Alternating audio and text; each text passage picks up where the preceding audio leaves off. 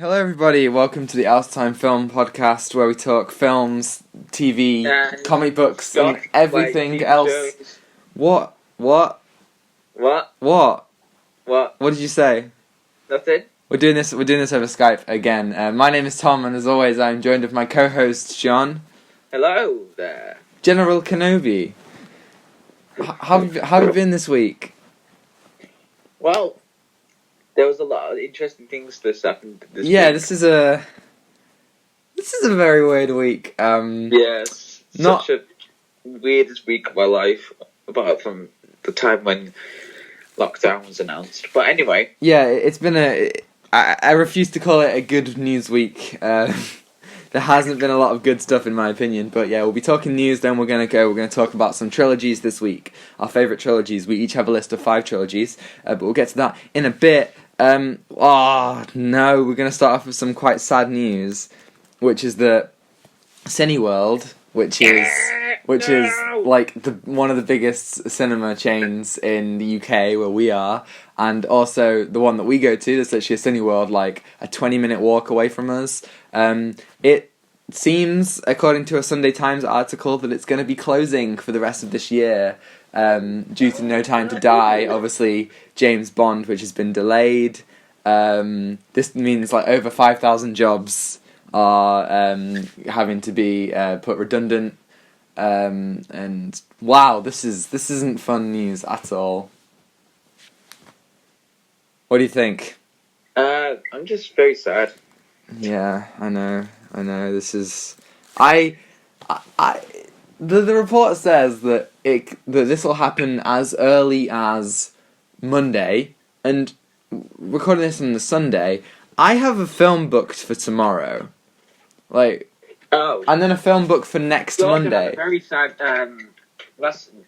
I know, it's gonna be like the final time I'll go to Cineworld in this year, maybe. Oh, that's just... I know, you didn't even get to see Bill and Ted 3. Sorry? You didn't even get to see Bill and Ted 3. Are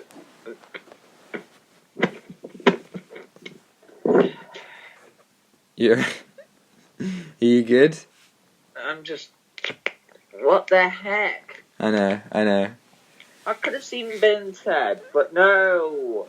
They decided to say, hey, we're closing. Well, I mean, in all fairness, no one's really going, which is unfortunate, but no one is going, so the films have been delayed. Yeah. Especially the one that we wanted to see this year. All we wanted to see was James Bond. But that does actually lead us on nicely to the next piece of news, which is that, No Time to Die, James Bond, has been delayed until April 2021, specifically the 2nd of April 2021. What? What is going on? They can't be interested. Listen, I know everybody loves money. Yes, they do. Really, they just don't love that much. But it's about the film. Film are just the things that we want to enjoy. Yeah. Well, that are coming out this year. It's a business. But no, they decided to move it to April. It's a business. Like, that's all you can get. Like, that's all you can say, really. I mean, it's very strange because they had this weird marketing push. Like, they put out a new trailer. They have like, and even they, that thing where you like a tweet, you like the advertisement. They go and give you information. Yes, like mentions. Yes, they had that. Yeah, it's very weird. Hey, Comedy John 42. Is this a mysterious sapping 007's most terrifying adversary? Yes, I got that one too. Mad. I was so pumped. I know, me too.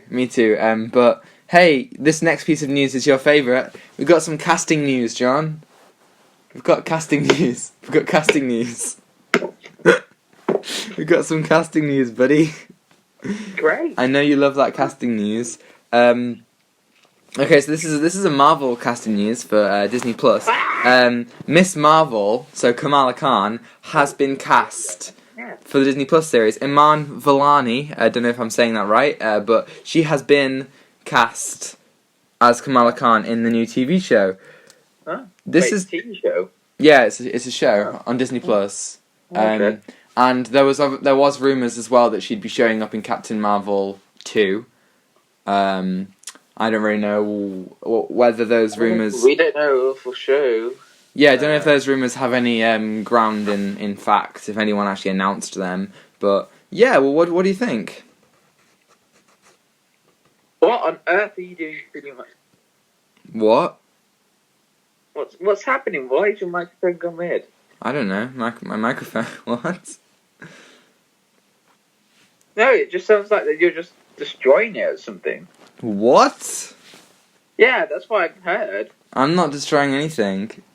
This is it. This is when we're recording the pod over Skype and everything just starts to break down. I knew it would happen one week. Can you hear me now? Yeah, you were just sounding like you were just breaking something. Sorry. No. Well, yeah, Kamala Khan, Iman Vellani, what do you think? I don't know. I mean, there's another actress for wait, does she play? You know, like the one. Oh, is it like in the Marvel's Avengers game? The one. She had powers like she can stretch arms. Yeah, that's her. That's her. Oh, well, I mean, you got something for the TV show to get more into something, but for Marvel, Captain Marvel, I'm not sure. Yeah, I don't know. I don't know anything about the. I'm not really cared about this news, really. Yeah, I don't really know anything about the character. I mean, cool, but like right now, sure. Like we're getting more and more Marvel news, and I'm just a bit like, okay, I don't really care. Yes, we don't care. But we have more news that no one cares about. Avatar 2 has wrapped filming. Yay! James Cameron. Really? Yeah, James Cameron confirmed that Avatar 2 is wrapped. That. I actually don't believe that. No, yep, it's wrapped filming, and he also said that Avatar 3 is about 95% through filming. So, yay! Wait, I forgot how many was he doing? 5? I know. I want to say 5, and I. Come on, man! You can make better films. I know, like it's you don't mad. have to expand on this universe. Yeah, I mean, right. I think Avatar came out in 2010 or maybe 2009. That's like 10 or 11 years that he hasn't made any films. Like not one film. Like he's produced quite a few, but he hasn't directed anything, which is absolutely crazy. Right, I'll forgive him if Avatar 2 is actually really good. Well, yeah. I will also forgive him, but I wasn't that impressed with Avatar 1. Yeah, so, like... me neither. I was like, oh, okay, that's... Yeah, it's fine. It's cool. It's pretty, it's cool. It's nothing that spectacular about it. I mean, you got good CGI. I mean, that looked pretty cool. Yeah, the but CGI is great. It was a bit cliche. Yeah, I know what you mean. It felt a bit hyped. Yeah, it was a bit hyped. It didn't deserve to be the highest grossing film of all time for so long. Wait a minute. Titanic. Wait. It was Titanic, and then it was Avatar, and then it was Endgame. And out of those three, I still think that Titanic is the best film out of the three. I agree. But yeah, we also have some other sequel news. There's going to be a sequel to The Lion King. Yay! What? This is not a fun news week. So yes, Disney did confirm that there's going to be a sequel to the live-action Lion King, but not directed by Jon Favreau this time. This time it's going to be directed by Barry Jenkins, who directed Moonlight. Have you seen Moonlight?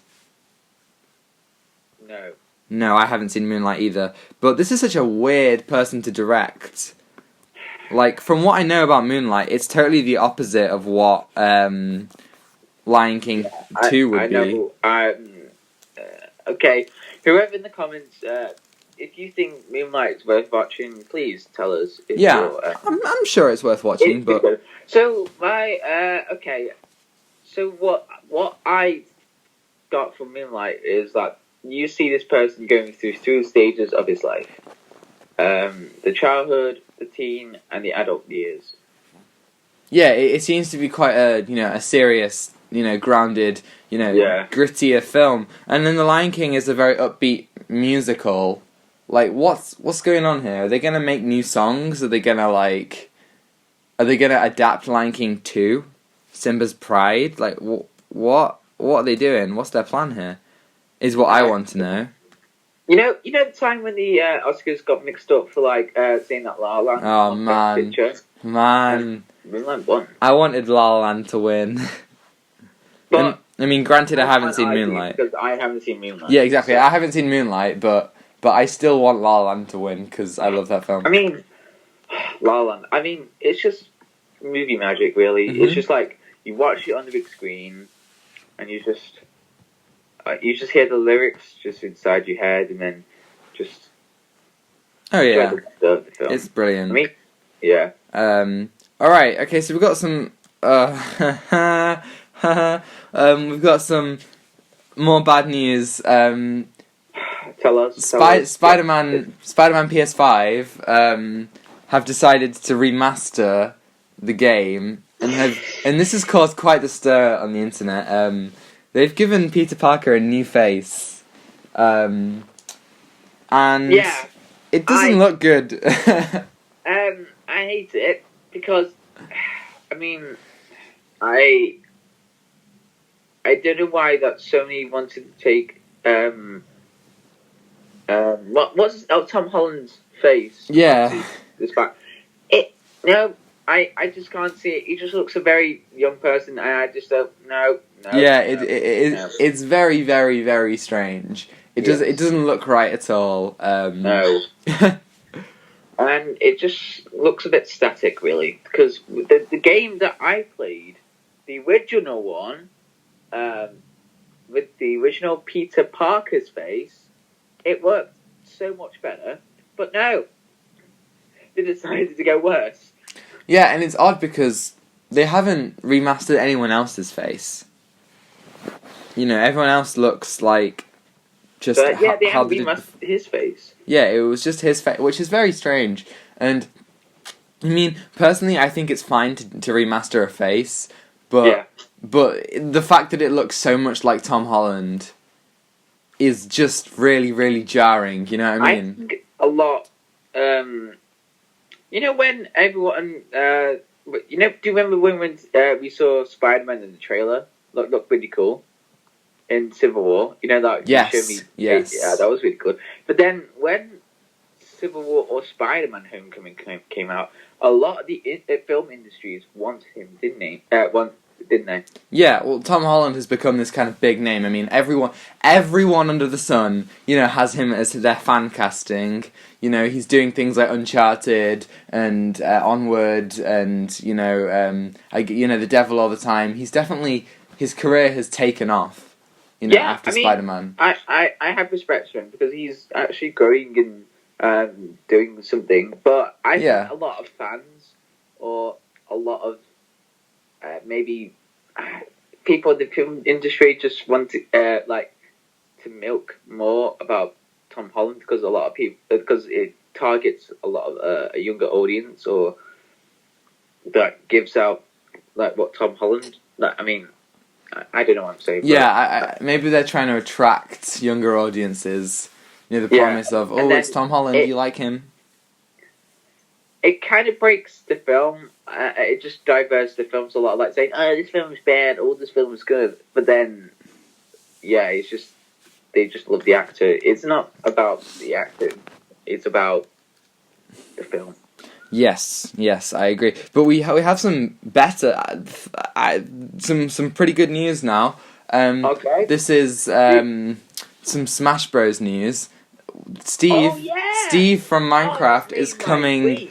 is coming to Minecraft to Smash Bros. And this Let me is tell you, ladies and gents.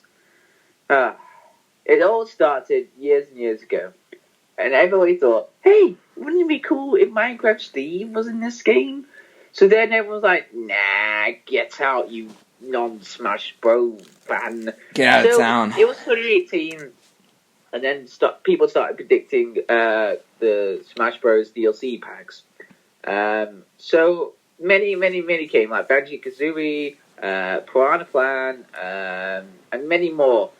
But this week, something changed.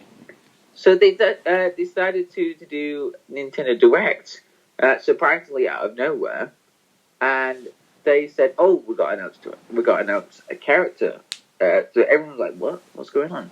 So then, when they showed the trailer, guess who's in it? Steve. Was it Steve? Minecraft Steve! It's Steve! Yes. Oh that trailer is very, very cool, and it looks like, the Minecraft characters that they're adding have some really interesting new, dynamics. Yeah. And also, if you get a Nintendo Switch, do get Smash Bros. Ultimate. It's fun with your friends. Yeah, I love that game. It's very good. Yeah, I feel like you're going to get a Nintendo Switch this year, Tom. Yeah, well, definitely. I want to get one for my birthday. They look awesome. Perfect. Yeah. We also have some more pretty decent news. So this is for The Flash. John, I'm sorry, it's more casting news. Come on, man! I know that you love casting news. Billy Crudup, who played Henry Allen in Justice League, obviously being Barry Allen's father, is in talks to come back for The Flash, which is great. Cool. He's a good actor. He's a good actor. And I always like it when, people from, like, Justice League, like the Snyder Cut, are still coming back, like, in future films. Your Ben Affleck's, Henry Cavill's. And the people who people aren't sure whether they will come back, it's good to know that they are coming back. Yeah. I think he was a great Henry Allen. Kind of suited in the in the comics as well. That looks a lot like him in the comics, I believe. Yeah, I know what you mean. There was like 2 scenes of him in the theatrical Justice League, but hopefully he's got more in the Snyder Cut. We'll get to see more character. Yeah, right, exactly. Okay, we got another delay. Wait. Can we just go back to the Minecraft Smash Bros thing? I'm very sorry because I just saw something. Yeah. Kirby. I do know Kirby. If Kirby swallows Minecraft Steve, Kirby will turn into a Minecraft thing. Okay, thanks for that. Yeah, sorry, I thought because Kirby's my big character from Nintendo things. Thanks for that, John. Thank you. Okay, we've got another delay. Fast and Furious 9. Wait, what? Has been delayed. No. Okay, so here's what's going on. So No Time to Die was delayed until the 2nd of April, which was when No Time to Die was coming out. So not No Time to Die, Fast and Furious 9. So now they've changed Fast and Furious 9 to come out on the 28th of May. So about 2 months later, pretty much. Again, you're beating your mic again. It sounded weird again. Did it? Yeah. Sorry, I didn't do anything. Well, it sounds like you're moving books or something. Moving books? Yeah. Why? Yes, I'm moving all my books. But wow. no. Okay. Let me tell you. Fast and Furious. We love this franchise. We do. We love it to bits. We do. But when lockdown came on, Fast and Furious was like, "Hey, we'll release in cinemas no matter what." Yeah, and now that they released the film a year, they decided to release the film a year later. Yeah, this is 28th of May is pretty much a year from its original release date. So that sucks. But on the good news front, Cobra Kai, you know Cobra Kai. Yeah, it's got a season. It shows the trailer in season 3 Yes. for Netflix. Yeah, season 3 has been given a release date for January, and season 4 has been confirmed. So they're renewing it for season 4, which I think is good. I mean, it's not a long show; it's like 10 episodes a season, so it's not like it will kind of get tired of itself. Yeah, I got some recommendations from my friends about Cobra Kai. Yeah, Cobra Kai is good. Good. I've watched it once through, and I really enjoyed it. Good. I definitely recommend it. But now, John, perhaps the best news of the week. We've got more casting news. And this is the weirdest thing. Oh yeah. Spider-Man 3, the third Spider-Man film in the Tom Holland series, is looking to bring back Jamie Foxx as Electro, bringing back Electro from Amazing Spider-Man 2. And Jamie Foxx himself confirmed this on an Instagram Instagram post, which he has deleted, but he confirmed it. And yeah, this is happening. I was just completely confused and I felt a bit weird about this because we all know Spider-Verse into the Spider-Verse into the Spider-Man. Yes. Yeah. Haha, yes. Yeah, the one true comic book movie, literally. Now we've got something totally different because this film could possibly be into the Spider-Man film. Oh, Into the Spider-Man. Into the Spider-Man. No. Into the Spider-Man. Into the Spider-Verse. Alright, I don't want that. Like, I just think that would be so, like, ripping off. It would be really fan servicey, and I feel you know, we haven't even had a proper Spider-Man story yet for Tom Holland. Yeah. Like, he's gone to Washington DC, he's gone to Europe, but we haven't properly seen him in New York. You know, facing down a villain. Like, it's not that difficult. You know. Yeah. Like, it's difficult to make it like a good story, obviously, but it's like it's not difficult just to have him in New York with a simple story, you know, bring it back to the days of Spider-Man and Spider-Man 2, like, you know, Iron Man is finally dead, you know, we don't have to dwell on him anymore, we can have a proper Spider-Man story that isn't too focused on, you know, connecting with the MCU, and I think that's what this film needs. Yeah. Whether or not it's just an Electro film. If they're doing a Spider-Verse film, I feel like they're just going to rip off the one true comic book film. Right, exactly. Like, I don't think you can do Spider-Man verse really in live action. Can I just say that kind of sounds impossible? Yeah, like, how do you, like, okay, yeah, sure, you bring back Tobey Maguire, you bring back Andrew Garfield, but, you know, Spider-Verse is a visual thing, you know, is like a really wacky concept, and doing that in live action is difficult. Wait. Why do I feel like that Marvel is trying to get a lot of stuff back? Like, for example, you know when Marvel, the Doctor Strange film, yeah? Yeah. The Madness scene, yeah?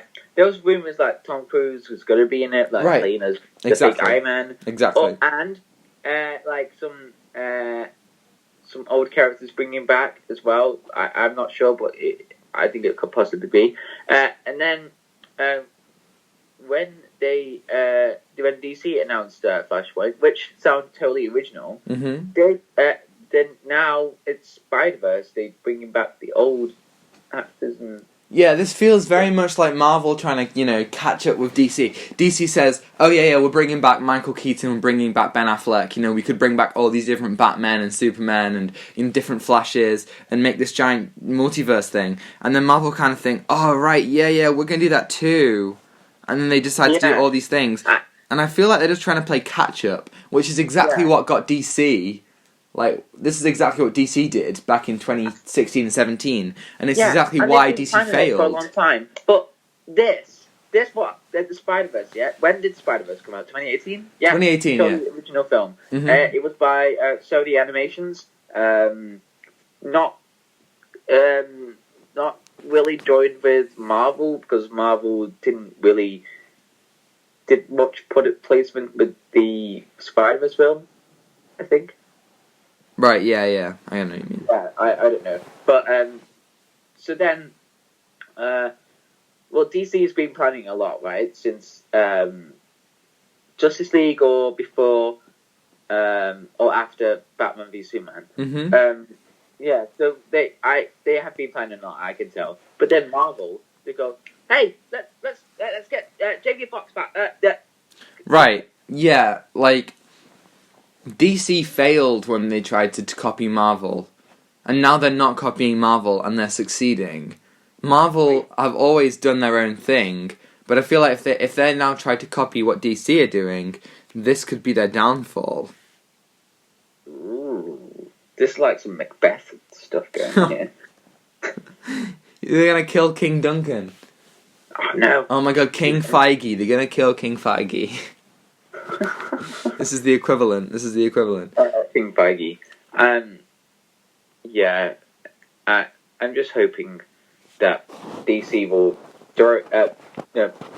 hit it out the baseball park and celebrate, even though Marvel is just doing the copycat work. Because yeah, I hope so too. I hope they properly, nail it.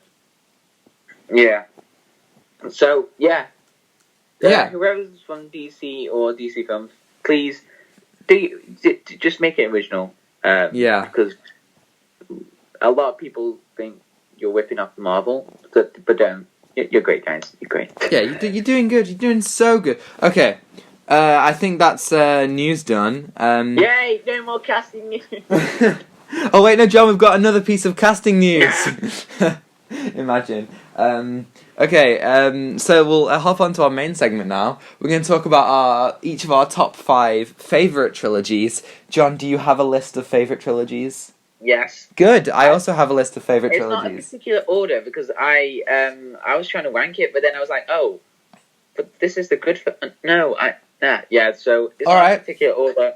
I'm sorry, but that's fine. These are really good films. That's fine. Let's just we'll just talk about it. Okay, so I'm gonna throw my first one out. The Cornetto trilogy. Yes.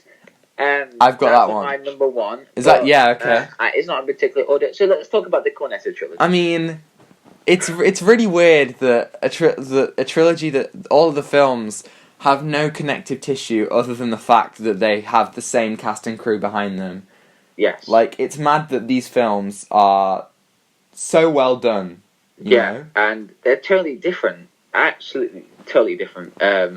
So my favourite film from the Cornetto trilogy, I think it's it's either Hot Fuzz or Shaun of the Dead. Yeah, I think I'd probably say Hot Fuzz. Hot Fuzz is really good though. Yeah, it is. But Shaun of the Dead is really funny. They all bring like this kind of humor that this kind of really. Fuzz. Yeah, I'm saying Hot Fuzz because of that bin scene, when Simon Pegg got hit by that. Yeah. Or like and there's this kind of connective tissue throughout. Like now, I'm not sure if they do this in every film, but they do it in Shaun of the Dead and Hot Fuzz, where they jump over the fences.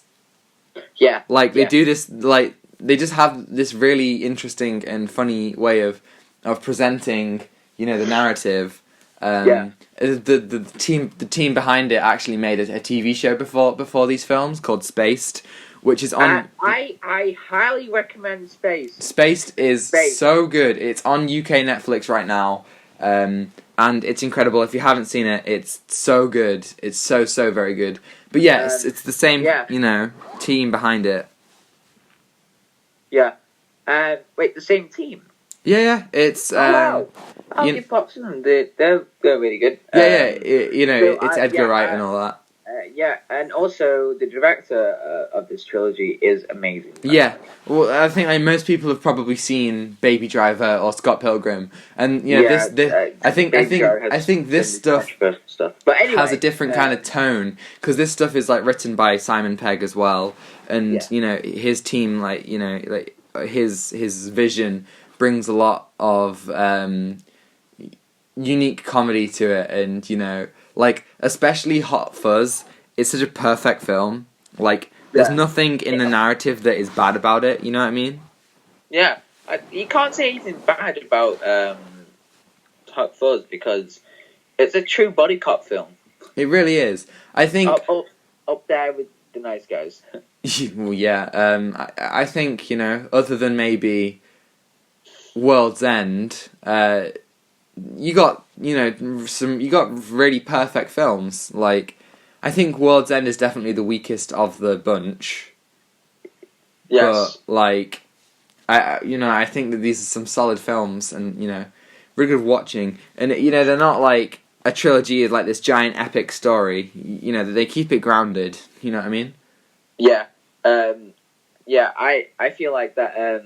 These films, which I have seen, but when I watched them the first time, I was like, whoa, this is like what British cinema is really like, because usually we saw a lot of I saw a lot of American films, like over the top blockbusters. But then when you watch Hot Fuzz, it's over the top. It's hilarious. It's fun, and it's a great film to watch with anyone. But then if you're watching like a really deep film, just watch it. It's a great film. It really, really is. Okay, do you have a trilogy to talk about? Yes. A trilogy that I have to talk about is the Back to the Future trilogy. Ah, it's a good trilogy. Yes, I'll talk about it now. So, the first time I watched the trilogy, then again, I was mind blown. Because the concept is just amazing. Because you've got, like, a man and a doctor just trying to save his future or the past from something, or it's just a really good trilogy, because the first one is just a beautiful piece of art. Well, the first one, as you know, is my favorite film of all time. Yeah. And it's my second favorite film of all time. Yeah, it's so good, and it's such a fresh, unique concept, and it really comes together with the cast. And how do you? Yeah, you learn new facts about the film. Actually. Every time there's always something else. It's quotable, it's deep, it's emotional, and it's funny. It's also kind of uplifting. Just reflects the 80s so well. Yeah, it gets a really nice 80s nostalgia, and I think the first one is so perfect. And then how do you then go on and make a sequel? And then they did it, and they took it to the next level, and it's so much more layered, and it's so much more complex, and there's so many more incredible moments. And then the third one takes it back even further in time, and every single one does something different and something unique. This isn't on my list because I do think that the films get progressively worse, but still, the fact that they managed to keep a consistent tone throughout. Like, I watched this at the cinema a month ago, and I watched all three of them in the same day, and it was great. Yeah. It's just about these films that just gives you a bit of joy and happiness about, like, just look around and see that you can change your future very well, and I love it. Yeah, it's very much as Doc says, as Marty says, if you put your mind to it, you can accomplish anything. Yeah, and it's one of the great ending to a trilogy, because you've got Doc and his wife and his new children on this new crazy invention of the train. Right, yeah, the train is definitely a wacky one. That's interesting because, at least for me, I would have preferred it if, they kind of left that they kind of left it up in the air a little bit. Like, they never show. Also, Doc's kid is really creepy. Like, he does this weird thing where he, like, taps his penis. It's really weird. Oh. And I don't know if you've seen it, but, like, it's terrifying. Yeah. It's really, really weird. Oh, okay. But yeah, Anyway, next one. yeah, okay. I'm gonna throw out my next one. Toy Story. Toy Story. Okay, so I know that Toy Story doesn't necessarily count as a trilogy anymore. Obviously, Toy Story 4 came out. Just ignore the four. Just ignore the four. Just ignore it. But even without number 4, and I would say 4 is like a pretty good epilogue. Like, yeah. Oh my god. Oh my god. Like. God. Okay. Let me tell you something. This is the trilogy that I cried the most on. Yeah. Oh my god. It really is an emotional rollercoaster. When me and Tom watched the trilogy, I didn't expect to cry so much. Oh, you cried so much at the first film. I think it's interesting because classically, the film that you cry the most at is the third one. That's what a lot of people think. But for us, we cried most at the first one. Yeah, because, let me tell you, because I watched this film a lot when I was in my childhood, because it's the music that just gets you a lot. Like, you've got a friend in me. Yeah. And then you've got like all the old memories of watching it. Like, it just makes me so sad. Yeah. Yeah. Yeah, well, like, it's like, I didn't cry at that scene, obviously you did, but, it's like the end, like, is so uplifting. When they, when they go onto the, they've got the the rocket strapped to them, and Buzz, like, frees them, and the music soars, and they fly, and like, their friendship is truly, like, fully built in that moment. And it's, again, how do you make a film better than that? And then they go make Toy Story 2, which, poses so much more of the emotions and, the existential questions. Another thing that about Toy Story, when I watched the first time Toy Story, this is different for me because there was no DVDs or anything when Toy Story came out, but you didn't know, if you didn't know this, when I was younger, I went to Los Angeles because of my deafness and everything, and they had to teach me. So there was Toy Story 2. Toy Story 2 was in the store, and it was a DVD computer thing. So when I got back, I got the DVD and I plugged it in my dad's computer, which was like the Windows. Oh, it was old Windows. It was like that start up. Nostalgia. So then I watched it I know what you're in talking the dark under the dining room table, and it was just amazing, really, for me, because it was just such a different film. Yeah, I know what you mean. I had toys of Woody and Buzz. They're actually under my bed in a box. And I used to carry them around everywhere, so much so that I broke both of Buzz's hands, one of Buzz's legs, and his head.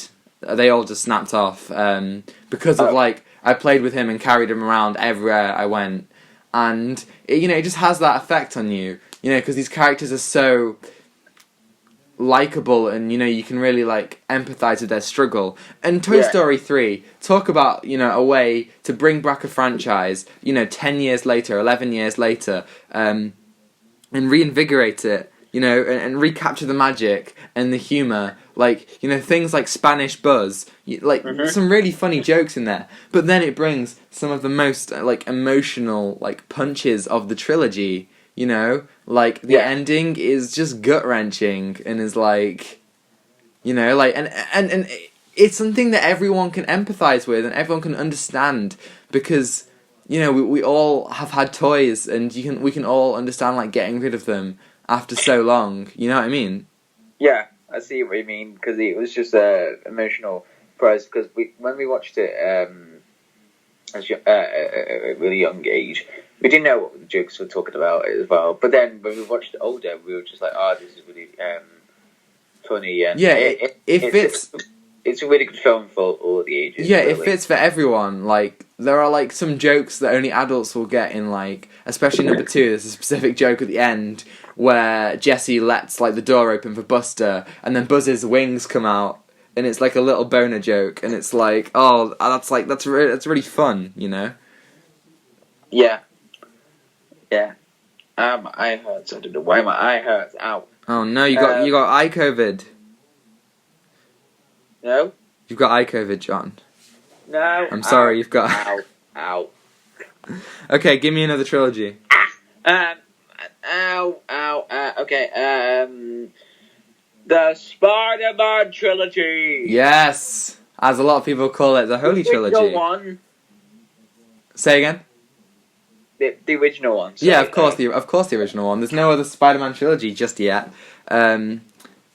What a trilogy. Let me tell you about this. This is the first time I got introduced into superhero films because it was at the age of 2 or 3 when I had the VHS tape for the first Spider-Man film. And oh boy, I was so interested in the film and I love it. Because it has that old,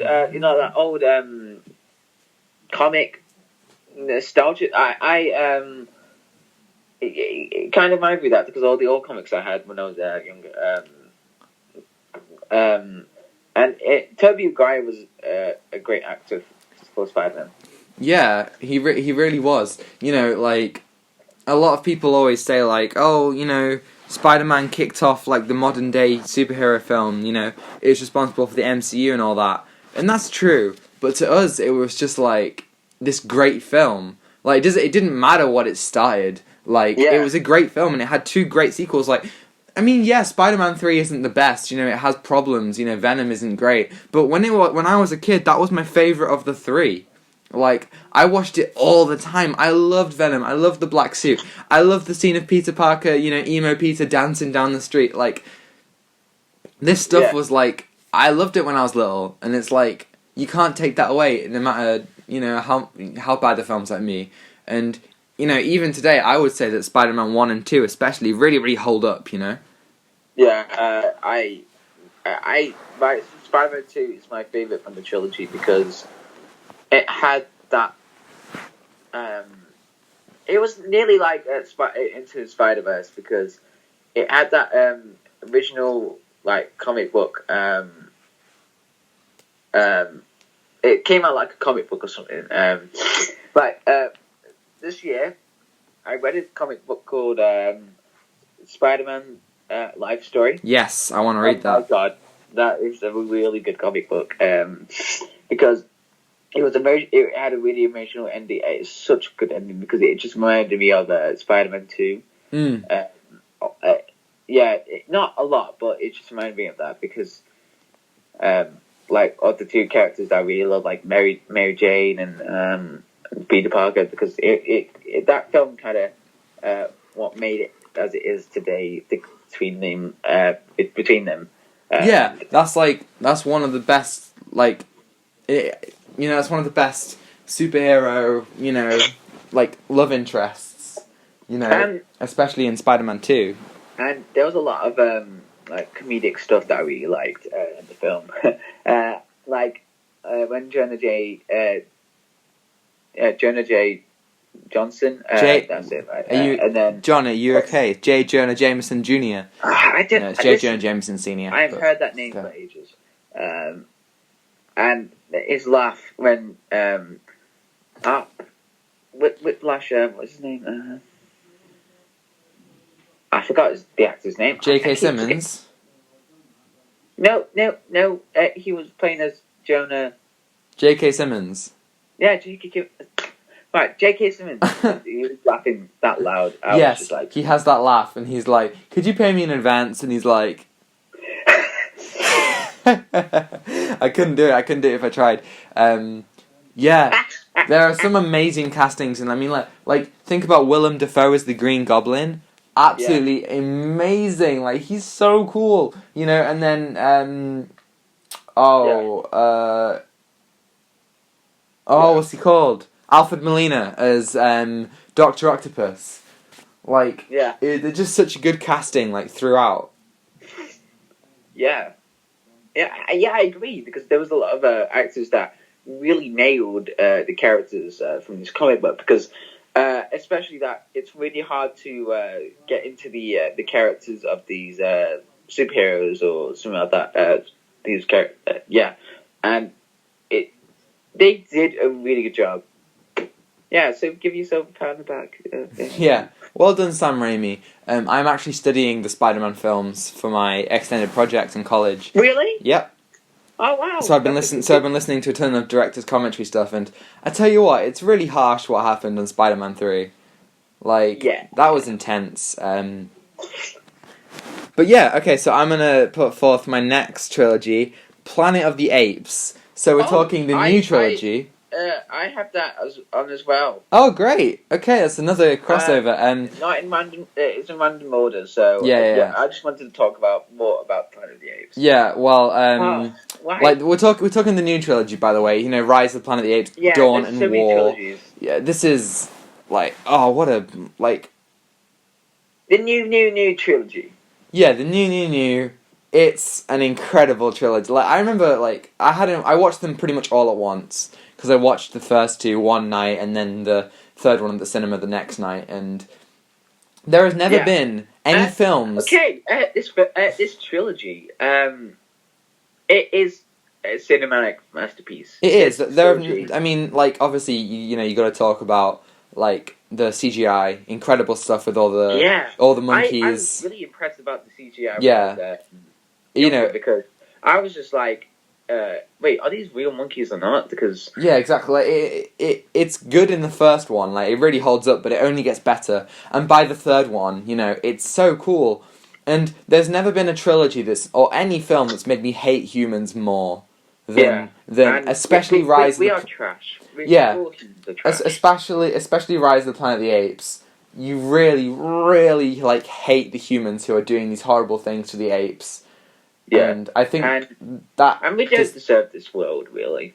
No, yeah, well, it poses a really interesting ideological question about, who's in charge. And I really like that, because who deserves to be in charge. Spreads messages about, like, a lot of animal abuse, or a lot of things that the world that humans do unnecessary things, and they do ruin it to nature. But then, what I really like about the trilogy, that it's a world where nature fights back, and it's that beauty of the, like, I'm not super religious or anything, but when God gave the world, he saw it was good. Yeah. But then it wasn't. So then nature fought back, and then right. Exactly. That's what made the trilogy really good. And you kind of follow the underdogs. Traditionally you should be rooting for the humans, but they make the apes so empathetic. And like you really, they really make a case for them. Like, I really hate the humans in these films, like, so much, and the apes are just like, they don't want to fight. They just want to live in peace, but they keep on being disrupted by us. And the interesting thing about the that apes have like a 95% replication of our DNA. Yes. So it's like that apes are our first version of us, and they were just peaceful and harmony. But then when we came, we just trashed the whole place. So then, we just have these emotional connections with these animals and things as well, and it also connects with me as well, because they use a lot of little sign language. You know what I mean? Yeah. Right. Exactly. Yeah. And, in the first film, Caesar communicates with Maurice, who's the big orangutan, via sign language. Yeah, and orangutans and chimpanzees, they have a lot of bad knowledge and a bit of especially there was one was it a gorilla? No, there was a gorilla that you can talk to, but in sign language, American Sign Language. Right, yeah.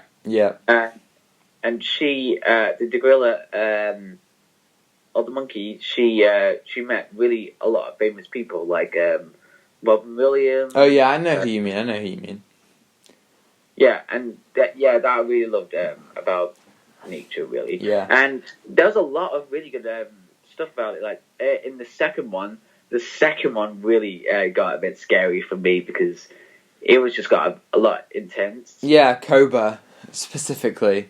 You know, he was like a pretty scary monkey. You know, he had some proper moral questions that really like changed things. And the performances throughout the trilogy, like you got some like really like great like actors. You know, James Franco's in the first one, Gary Oldman in the second one, Woody Harrelson and Steve Zahn in the third one, and you know, Andy Serkis. Really good actors in the film. It's brilliant. And then Andy Serkis, I obviously I knew him from Gollum in Lord of the Rings, you know, Snoke in Star Wars, Ulysses Klaue in Avengers and Black Panther. But this really put him on the like I was surprised by you know how much range he has just in this trilogy. Like the character goes through some legit character development, you know, he properly changes throughout. Yeah, and it's really interesting to see about how we normally see that he does a lot of characters in CGI or something like that. But this one's like an animal, and he does a really good job of playing as Caesar as a monkey, because it's really hard to replicate the movement as well.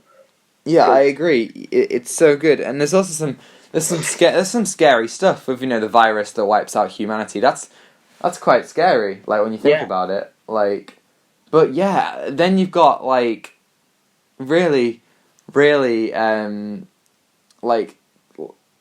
good emotions. Like the third one brings the emotions so much, and there's such a good the main theme for the film is incredible. It's called Exodus Wounds, and oh man, it's such a good theme. It's so slow and emotional, and then it builds when it has to, and right, I need to get the trilogy because I haven't got it on Blu-ray. Yeah, right, I've got it on DVD, but I'll get it on Blu-ray one day, and it's just one of those that's man, what a surprise. And then Matt Reeves, the director of the second two, I'm so glad he's doing Batman because he did a really, really good job with these films.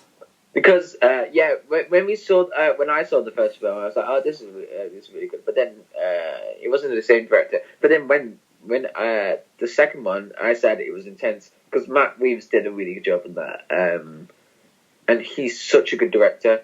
And as well as what you said, he's doing the Batman. And he, if you haven't seen the interview when he was talking about the Batman in the DC fandom, he was very, very passionate. He was. He's like a college professor. He knew what he was on about. And he was very passionate about it.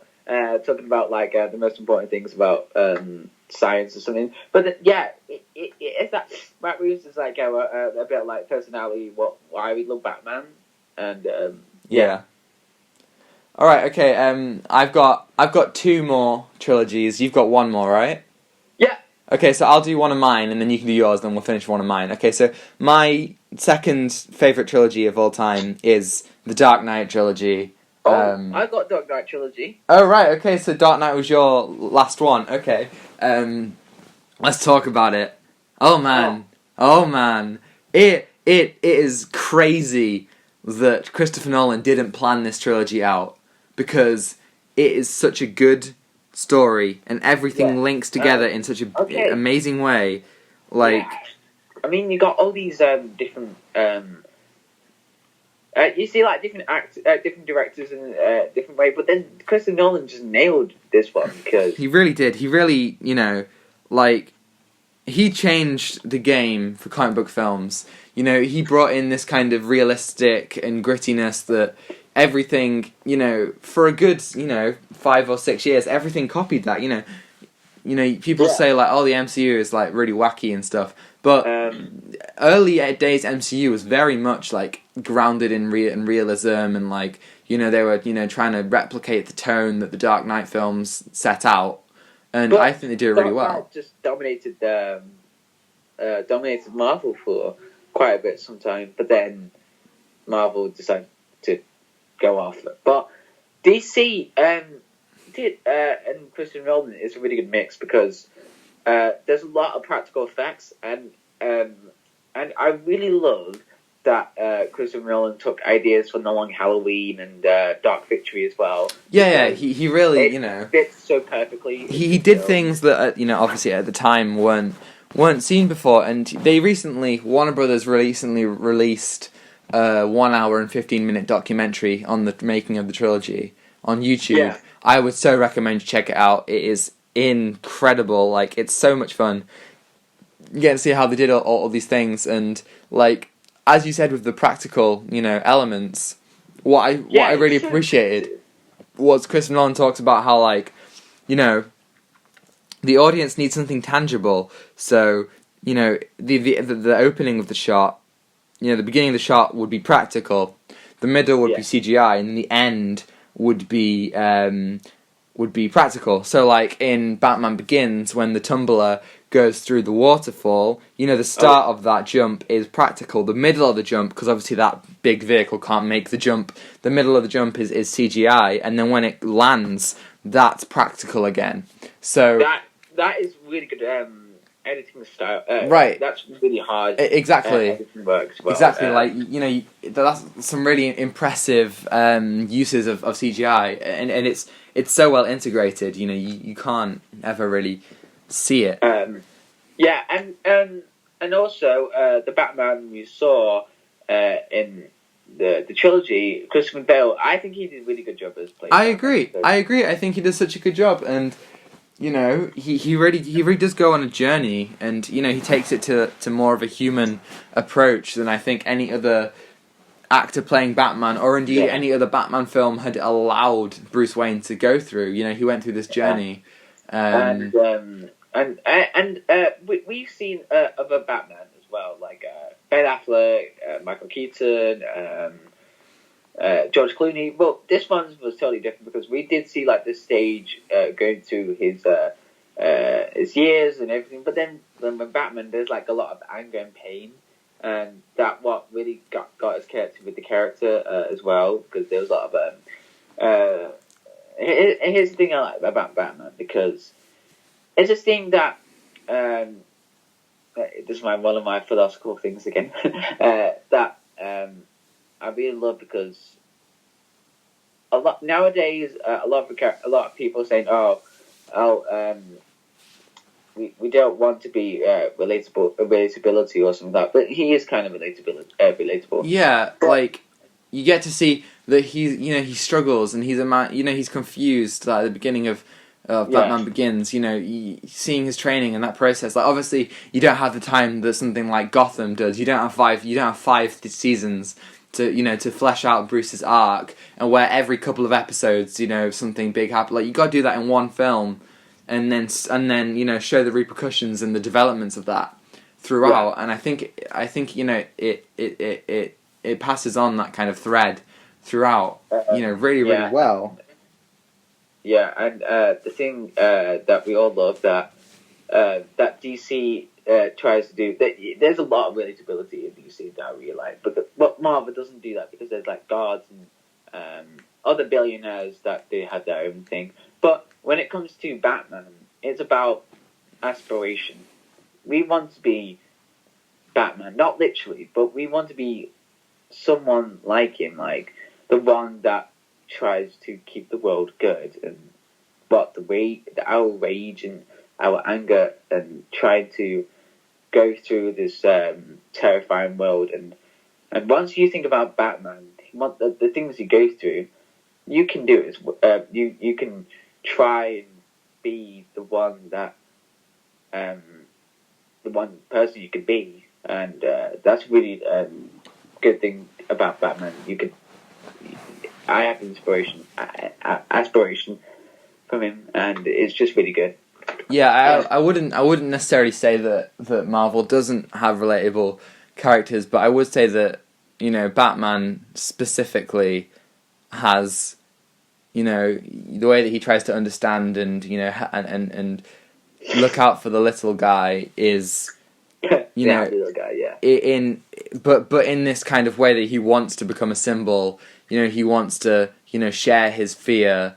I think that's a really, really, really cool way of doing it, and I think in every film they pose a really, really good villain against this. You know, in Batman Begins, you know, you got Scarecrow, who is literally, but you know, Batman's trying to overcome his fear. That's, you know, that's a lot of what the plot is about, and Scarecrow is literally about showing, you know, your greatest fear. You know, and then you've got Ra's al Ghul, who is, you know, about who is, you know, the killing that Bruce is very much against, and then obviously, you know, Bruce is trying to keep order. So what do you put against order? You put chaos, you put anarchy, and that's the Joker. And then, you know, you've got these two sides of a coin. So what's in the middle of the coin? What's fair? You get Two-Face. You know, everything works so well, and then you've got, you know, you've got You've got Bane because I shill Bane so much. I love Bane like with a passion. Yeah. And you know, in Dark Knight Rises, you know, you've got a city that no longer necessarily needs Batman. You know, and what, you know, what's the most radical thing that could come out of that? It's Bane. You know, what could really, you know, pose a challenge? And then, you know, what could really make Batman kind of hold a mirror up to himself? Bane's the opposite of what Batman could have been, you know, trained by the League of Shadows, you know, but gone to that extreme route. You know, it shows, you know, what if Bruce was, you know, something had gone wrong in Bruce's kind of conception, and, you know, and then you got Catwoman, who's just, again, you know, like, you know, a thief. You know, she has that kind of redemption arc as well. You know, she shows a Bane who could have, like, decided to change, and everything is so well thought out and so well done, you know, in a way that not everything, you know, has the chance to be, but I think he does it incredibly well. Yeah, and what you said about the villains is about, like, representing our flaws and our ways of breaking our moral code, and yeah, that's what the trilogy has done so well, and yeah, I really love Batman trilogy, and if you haven't seen it, please now go to Amazon or go to eBay and get the whole trilogy. It's really good. It's definitely worth it. It's one of those trilogies that is, you know, the best, you know, really worth it. But it's not my favourite trilogy, and I am surprised that this trilogy isn't on your list. But my favourite trilogy of all time is the Lord of the Rings trilogy. I forgot about that. You forgot about Lord of the Rings. I can't believe you forgot about Lord of the Rings. What a blooming film. What a series of films. Like, especially the extended editions. You know, like, dude, this is world building at its finest. Yeah. You know, these films, you know, do, like, something that, you know, a lot of kind of fantasy films struggle to do by building this world and these characters and these different civilizations, and all, you know, having them come together. You know, you see the plot through the hobbits, you know, the little guys. The little guys. Then you got these giants, you know, being like men and elves, and, you know, even dwarves to a sense, and then wizards, and you know, this whole plot reflects, you know, like things like the rise of communism and the Industrial Revolution, and, you know, like, very much reflects, you know, Tolkien, obviously the author, his experiences in the First World War. In the First World War, yeah, and, like, what is so incredible about it is how, like, everyone under the sun, you know, talks about, like, really impressive setup and payoffs in a lot of films, you know, like Avengers Assemble, like Endgame, and but, like, Lord of the Rings does, like, intertwines its payoffs with character development, you know, like, I don't want to use Endgame as an example. Like, I love it when Cap catches the hammer, but that was never a part of his. You know, that doesn't pay off anything in terms of character. Whereas I think that if you think about the Rohirrim, you know, they have a payoff where, you know, they come to help Gondor, but that's very much in part of Theoden's arc, and doing that fills his arc, you know. Yeah, and there's a massive arc about these stories, and it's emotional connection with these characters. You don't know about these characters, but then once you go through the pain and the loss, like in Lord of the Rings, Fellowship of the Ring, you know, when Boromir, or is it Boromir, who got shot? Yeah, right, exactly. Boromir, he goes through this whole, like, character arc. Like, he was seen as a bit of a trickster, bit of a bad person, but then once you got with the people, he's kind of got a bit good, and then you see this sacrifice from him saving the friends. Right, the yeah. Hobbits. Exactly. You know, the ring is a really good, like, plot device to make the, you know, to challenge, you know, the Fellowship and change their relationships and all that stuff, you know? Yeah. And, that's what I really love about Lord of the Rings, is about the soundtrack. Oh, the soundtrack is it has such a scope, you know, such a, you know, a scenic splendor, and, you know, it works for all kinds of scenes, you know, various different leitmotifs come back and, you know, are used for, you know, representing whatever themes, and it's brilliant. It's brilliant, and obviously the cinematography, you know, New Zealand, it looks beautiful. You know? Yeah, and also with the what the actors do with the directors, make it a bit more realistic. That's what I really love. And they all. Like the time when Christopher Lee wanted to make his death a lot more realistic. Yeah, right, exactly. That was good. Yeah, exactly, and you know, it has these little moments where they talk about, like, food, or, like, they, like, have, like, a little laugh together, that, you know, it's fellowship, you know? Yeah. And there are, like, I'm thinking, like, there are 2 or 3 incredible speeches, you know. In the first one, you've got Gandalf, you know, who says, like, you know, Frodo says, I wish that the ring had never come to me, I wish none of this had ever happened, and Gandalf says, oh, well, so do all who's lived to see such times, so that's not for them to decide, you know. And then you've got Aragorn's speech at the Black Gate in Return of the King. You get Theoden's speech at the Pelennor Fields in Return of the King, and then you got Sam's speech at the end of Two Towers. Like, it's about love, it's about friendship, and this really comes together in this in incredible ways, and then they intertwine it with some incredible action, like thinking about the Battle of Helm's Deep, you know, the Battle of Black Gate, the Battle of Moria,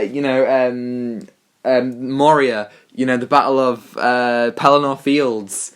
It's so cool. There's even a lot if of battles, right, it's like even if you're not there for the deep things, if you're not there for the emotions, the battles are really, really fun, and you know, and different plot points intertwine, like things like the Ents, they come together during Helm's Deep, and it's so much fun. It is so much fun, and you never feel like the danger isn't ever present, you know. Yeah, like that's the true beauty of A Lord of the Rings, is about the adventure and the journey. Yes. With the actors. Yeah. Yeah, I agree. Anything else to add? No. All right.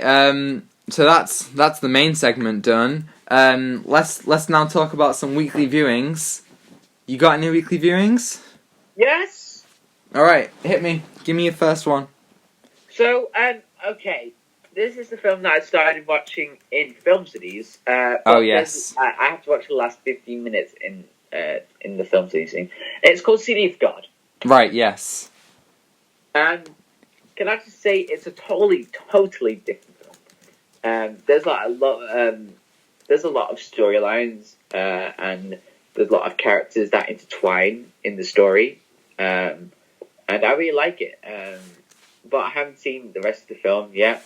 But another film. Oh, did I talk about Life is Beautiful last week? You didn't. So give me some of your thoughts on the City of God, and then I'll give a film, and then you can talk about Life is Beautiful. Sorry. Give me some of your thoughts on City of God, and then I'll talk about a film, and then you can do Life is Beautiful. Okay. So City of God. Yeah, it's a really good film. Because you get to see different characters' perspectives and like how the story goes along with these different characters.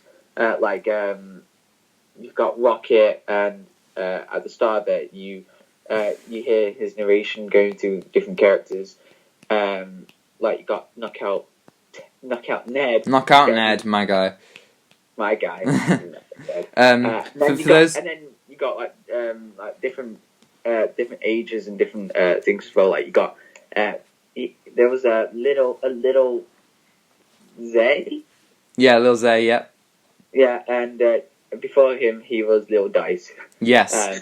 Right. That kind of represented like the character's name as well. Yeah. For those of you who don't know, City of God is a Brazilian film about kids in favelas in Brazil, and also City of God. It's not really about City of God because it has a lot of like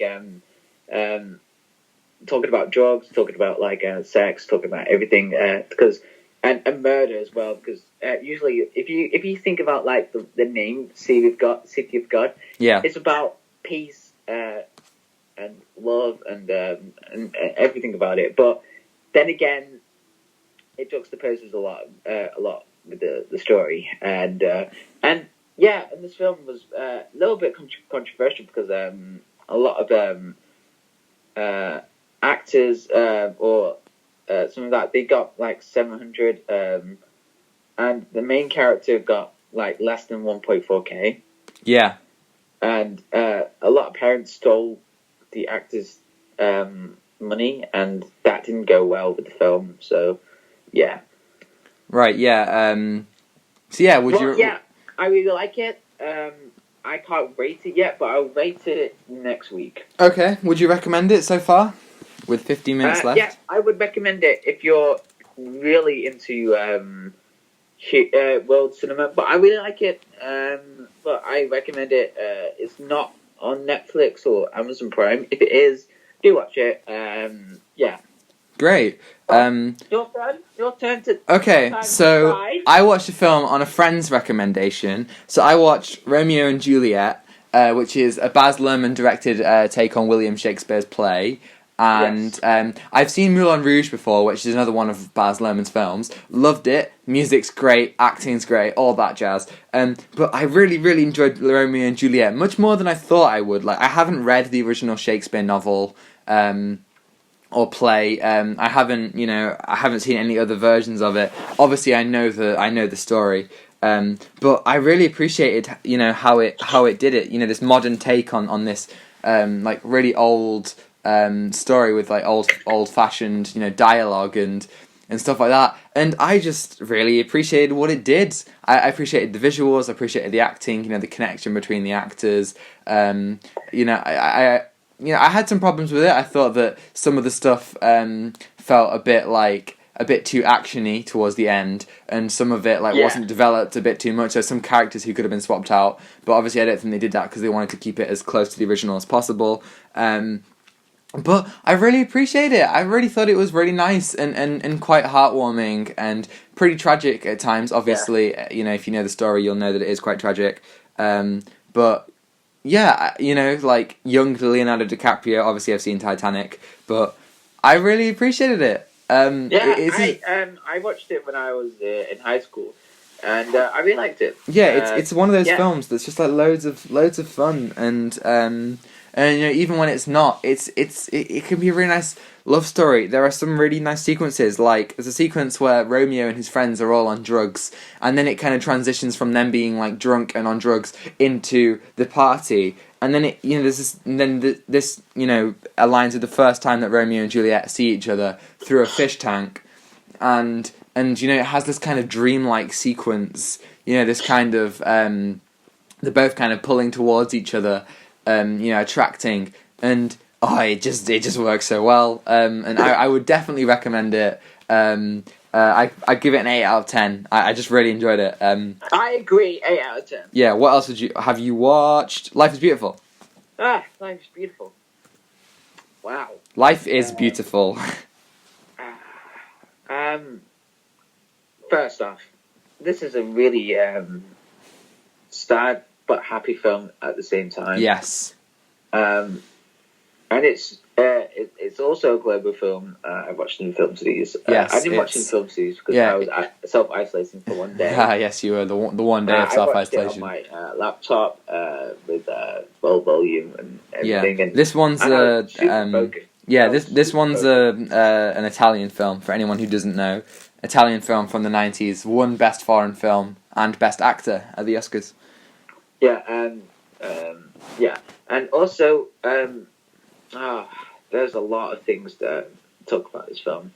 First off, I want to give praise to the actors and the everything who worked through this film, because it just showed us about how life is so precious, and how you're going to do it, and how you spend it with your family, and like in dark times as well.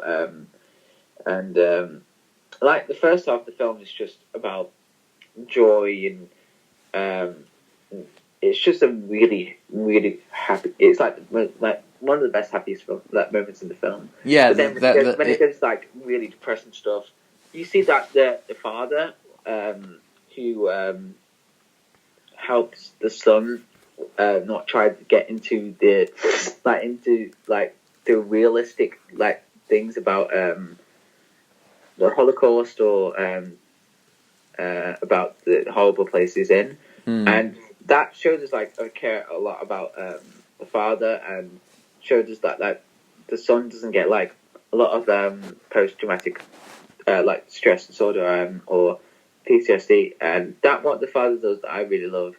He cares most about his son rather than himself, and and it's just one of the best endings. It's such a satisfying ending to see, and it's a bittersweet ending though. Yeah, because I would give there's 10 out of 10. Yeah, I'd agree. It's a controversial one. It deals with some pretty deep topics in quite a sometimes in quite a light-hearted way. But I think it does stuff that no other Holocaust film has ever done before, and I agree with you. Holocaust films just go in a really deep stuff, which I don't mind. Yeah, it's not a bad thing. If anyone's seen Schindler's List, what a bloody film! Brilliant film. And I recommend it because for historical people or huge cinema nerds, I'll give this a 10 out of 10. What I just said. It's not on Netflix. It's not on Amazon Prime. But if it is, please do watch it. Yeah, get it on Blu-ray. It's definitely worth it. Yeah. Okay, and, so... Yeah, so the second thing that I watched The Man from U.N.C.L.E. Another thing that someone recommended to me. Again, I was really surprised. I remember when it came out, I didn't bother watching it, but I really, really enjoyed it. I really enjoyed the relationship that Henry Cavill and Armie Hammer, the two leads, they have a really, really good rapport with each other. It's a Guy Ritchie film, and I've seen quite a few Guy Ritchie films, and they have a really good aesthetic where the cast they can do comedy and action and but then emotion at the same time, and I just thought that it worked really well, and it was really fun and enjoyable, and I liked the period setting of it. I obviously had a couple of problems. I thought it moved too fast at the beginning, and some of the emotional beats didn't really land because they weren't developed enough. But other than that, like, yeah, this is like a really, really fun film that is often overlooked, and gave me a very kind of Nice Guys vibe. Not as good as the Nice Guys, but pretty close. Like, yeah, it just, yeah, I was a big fan, and I really, really appreciated a lot of the things that it did. Yeah, and the way that it tied into history and stuff. What would you give it out of 10? I'd give it an 8 out of 10. Oh, yes, I agree. It's such a good film. It really is. Henry Cavill and Armie Hammer, and it's just really like a comedic duo. But it's not good as The Nice Guys. No, it's not as good as The Nice Guys. So yeah, that's our weekly viewing segment. So now let's talk about some emails. And John, guess what? We've got an email this week. Yay! Okay, so first of all, just want to say, if you want to get in touch with us, we are at outoftimefilmpod@gmail.com. Drop us an email, please do. We love reading them. But yeah, we do have a comment on our last video from Alex. Once again, thanks, Alex. He says, I prefer the longer ones, but the short ones are still great. That's cool. This episode is not as short as the last week's. Yeah, but last week was a bit of a long one. Weird one. Yeah, but this one is, depending on when we finish, this one is going to be up, like, about the same, like, the average kind of length. So yeah, our email, again, from Alex. Thanks, Alex. Oh. Same guy before, but that's cool. Okay, so he says, "What's up? I just thought I would send a review of Bill and Ted Face the Music. I watched it in the cinema a little bit ago. Hopefully this has no spoilers for John. I'll give it a 6 out of 10 and a soft recommendation. Overall, I thought it was a pretty fine movie, but it was a little lackluster. It's definitely not as rewatchable as the previous two movies. I won't spoil it, so I'll summarise as the daughters do the same thing as Bill and Ted did in the first movie, and Bill and Ted get up to mild shenanigans. I can't spell that, but I want to keep it.